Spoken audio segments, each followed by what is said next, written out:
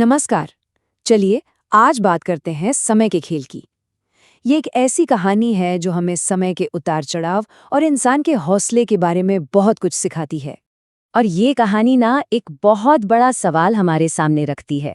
क्या सच में मेहनत किस्मत को हरा सकती है? आइए इस कहानी के जरिए इस सवाल का जवाब ढूंढने की कोशिश करते हैं। तो कहानी है हरिया की, उसके छोटे भाई लालू की और उनकी माँ गंगा दीदी की। ये उनके संघर्ष, उनकी हिम्मत और उनके अटूट विश्वास की कहानी है। अब कहानी शुरू होती है एक ऐसे संकट से जब इस परिवार से उनकी रोजी रोटी का जो इकलौता जरिया था वो भी छीन लिया जाता है। तो हुआ यूं कि पिता के जाने के बाद हरिया, लालू और उनकी माँ की पूरी दुनिया एक छोटी सी चाय की दुकान में ही सिमट गई थी। इसी से जैसे तैसे गुजारा होता था। हालत इतनी तंग थी कि घर में 2 वक्त की रोटी का जुगाड़ भी मुश्किल से हो पाता था। और सब कुछ जैसे तैसे चल ही रहा था कि एक दिन गांव का जालिम जमींदार अपने आदमियों के साथ उनकी दुकान पर आ धमका। एक पुराने उधार का बहाना बनाकर उसने हरिया को सीधे सीधे धमकी दी, तू अपनी ये टपरी खाली करेगा या अपने आदमियों से पिटवाऊं तुझे। सोचिए, हरिया गिड़गिड़ाता रहा लेकिन उसकी एक न सुनी गई। जमींदार के आदमियों ने उनकी पूरी दुकान तहस नहस कर दी, सारा सामान उठाकर सड़क पर फेंक दिया। बस एक पल में वो पूरा परिवार सड़क पर आ गया, बिल्कुल बेसहारा। तो अब जब लगा कि सारे रास्ते बंद हो चुके हैं, तब माँ के विश्वास ने एक नई उम्मीद की किरण जगाई। और ये उम्मीद जुड़ी थी उनकी पुरखों की बंजर जमीन से।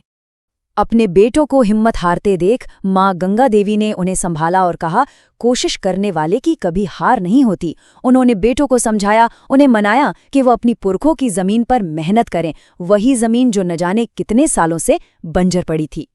लेकिन सवाल ये था कि खेती शुरू करने के लिए बीज और खाद के पैसे कहाँ से आएंगे? तब गंगा देवी ने एक बहुत बड़ी, बहुत ही मुश्किल कुर्बानी दी। उन्होंने अपने पति की आखिरी निशानी, अपना मंगलसूत्र गिरवी रख दिया। माँ की इतनी बड़ी कुर्बानी देखकर बेटों में भी जैसे एक नई जान आ गई। उन्होंने दिन को दिन नहीं देखा और रात को रात नहीं, दिन रात मेहनत की और कुछ ही महीनों के अंदर वो बंजर खेत बड़े बड़े हरे हरे तरबूजों से लहलहा उठा। ऐसा लगा मानो उनकी मेहनत रंग ले आई है। लगा कि सब ठीक हो गया है ना?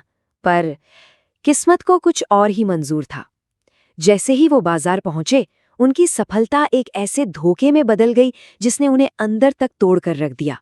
पहले तो मंडी में उनके तरबूज हाथों हाथ बिके, लगा कि चलो मेहनत वसूल हो गई।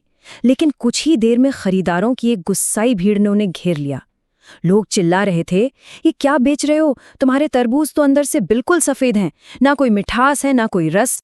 उन्हें अपनी एक एक पाई लौटानी पड़ी। सोचिए, सब कुछ फिर से खत्म। लेकिन माँ ने इस बार भी हिम्मत नहीं हारी।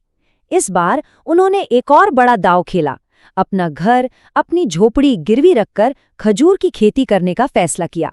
1 साल की और मेहनत, और जब वो अपने शानदार खजूर लेकर मंडी पहुंचे तो जो हुआ वो तो और भी बुरा था। दुकानदारों ने उनके खजूरों को चखे बिना देखे ही कह दिया, ये सब बेकार है, चले जाओ यहाँ से, धोखेबाज कहीं के। तो अब सोचिए, एक के बाद एक 2 बार इतनी बड़ी हार इसने परिवार को अंदर तक हिला दिया था।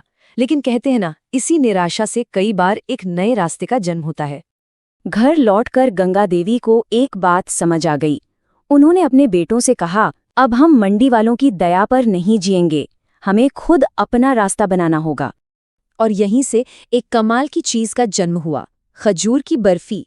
उन्होंने बाजार से ठुकराए हुए उन्हीं खजूरों में गुड़ मिलाया और अपनी ममता और विश्वास की आंच पर एक ऐसी मिठाई तैयार की जो सोने की तरह चमक रही थी।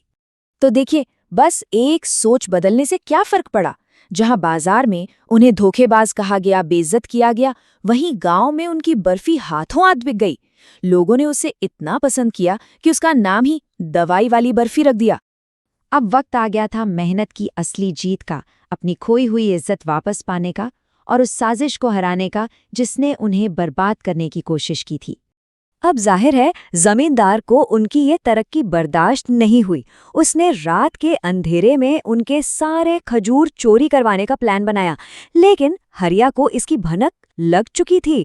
उसने समझदारी से पेड़ों पर खुजली वाली जड़ी बूटी लगा दी और बस जब चोर आए तो खुजली से ऐसे बेहाल हुए कि चीखते चिल्लाते भाग खड़े हुए। और तभी जाकर पूरी साजिश का पर्दाफाश हुआ।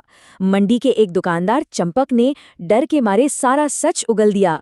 उसने बताया कि जमींदार ने ही उन सबको पैसे दिए थे ताकि वो उनके तरबूज और खजूर को खराब बताएं, ताकि वो उनका घर हड़प सके। और कहते हैं ना, जब समय बदलता है तो सब अच्छा होता है। ठीक उसी वक्त उनकी मेहनत का सबसे बड़ा इनाम उन्हें मिला। शहर के एक बहुत बड़े मिठाई वाले ने उनकी बर्फी के बारे में सुना और उन्हें न सिर्फ एक बहुत बड़ा ऑर्डर दिया बल्कि एडवांस में पैसे भी दिए। इस एक ऑर्डर ने उनकी पूरी दुनिया ही बदल दी। कुछ ही महीनों में उन्होंने इतनी दौलत कमाई कि न सिर्फ अपना घर छुड़वाया बल्कि जमींदार को भी ऐसा सबक सिखाया कि गांव में उसके आतंक का हमेशा के लिए अंत हो गया। तो ये कहानी हमें क्या सिखाती है? यही कि जब नाइंसाफी के सामने अटूट हिम्मत और एक नया अनोखा विचार एक साथ खड़े हो जाते हैं तो फिर किस्मत को भी अपने घुटने टेक